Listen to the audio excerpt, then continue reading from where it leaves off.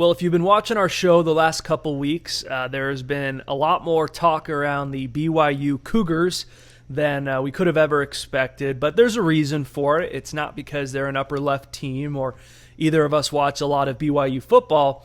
It was because of the national storyline that the Cougars decided to put out there. It was any team, anytime, any place. And, credit to them. They got a lot of people talking about the program, brought them to kind of a national scale a little bit. Sure. And then the news came out that they did schedule somebody. I think a lot of Cougar fans said, see, we'll schedule anybody. We'll go anywhere.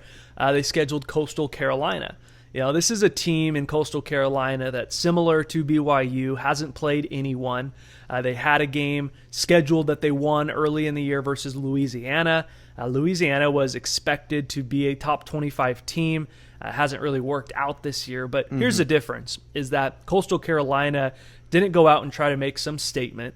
They just went out, played ball, went undefeated, haven't played anyone, and here's the deal. They shattered the Cougars' dreams of that New Year's Six bowl game, beating BYU 22-17, and they didn't just, let's give a little credit here, it was an epic game. It literally, it reminded you of that Titans Super Bowl, getting tackled down at the 2-yard line. I thought when that ball got thrown, I thought he was getting into the end zone. It looked good, man. And so it went all the way down to the end. But if you watch the game, Coastal Carolina looked like they took this game personal. And I think it's what we've been talking about on this show for weeks, is just that BYU decided to put a target on their back. And the first decent team that they ran into looked like they wanted to send a message. 100%. Coastal Carolina came out with a chip on their shoulder. I think that they felt BYU looked at them as kind of that game that would put them in the New Year's Six, right? They felt that they were just a stepping stone for BYU. And at the same time, Coastal Carolina, this is a team that's ranked. While they don't have the strongest schedule, this is a team that has beat every team that's been put in front of them. And they came out with some fire in this game. You said it yourself, man. It looked personal. And I tell you what, man, you come out and you kind of get punched in the mouth a little bit by a team that has that energy, and it becomes a lot harder to put something together and come back and win that game. Yeah, and so a lot of people wondering how far would the Cougars fall in the polls. They were ranked number 8 in the coaches and AP.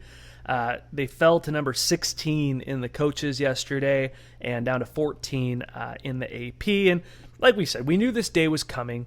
We didn't know if they were going to get another game scheduled. They still have San Diego State, which is not a bad football team. No.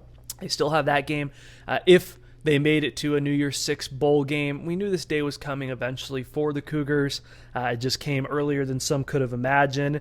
And like we said, here's the good news, is that we now don't have to talk about BYU football on this show. The national media, the national stories, they don't have to talk about BYU football anymore. They can wear their headbands, they can do what they want to do, but on this show we'll be retiring it and not discussing the BYU Cougar football team.